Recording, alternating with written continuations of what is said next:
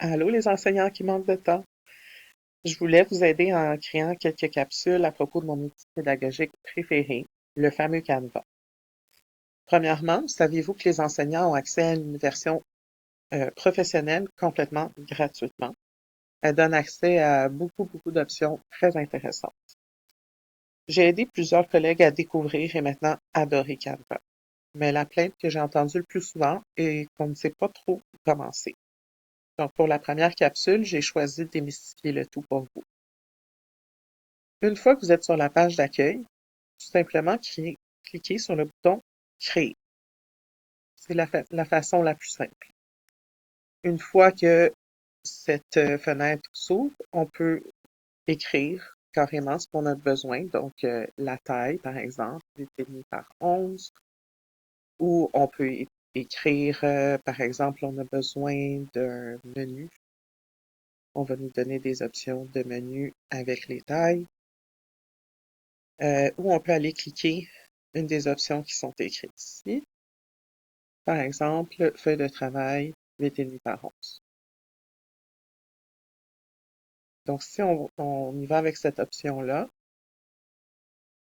automatiquement, le module créé va s'ouvrir et nous donner des options euh, de modèles qu'on peut utiliser et qu'on peut modifier à notre goût.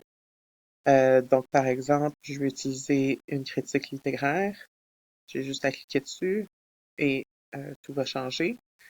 Ensuite, je peux décider d'enlever les vagues en haut pour mettre un espace pour le nom, par exemple. Je peux choisir de changer les couleurs ici.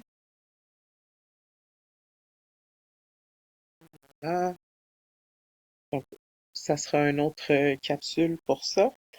Euh, je veux aussi vous montrer, donc, si je commence par une page blanche. Je peux aller ajouter des éléments, cliquer dessus et aller tout de suite les déplacer, les agrandir, les rapetisser.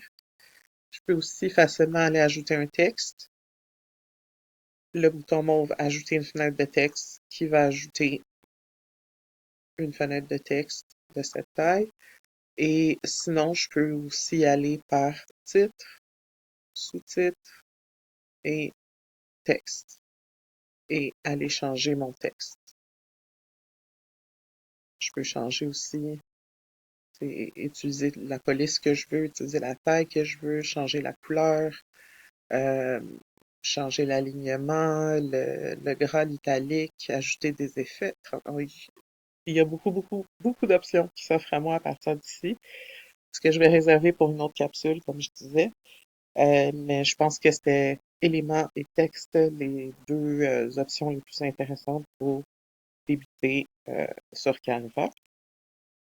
J'espère que ça vous sauvera du temps. Si jamais vous avez des questions ou des suggestions pour ma prochaine capsule, s'il vous plaît, n'hésitez pas à me le laisser en commentaire. Ça va me faire plaisir de vous aider à découvrir cette.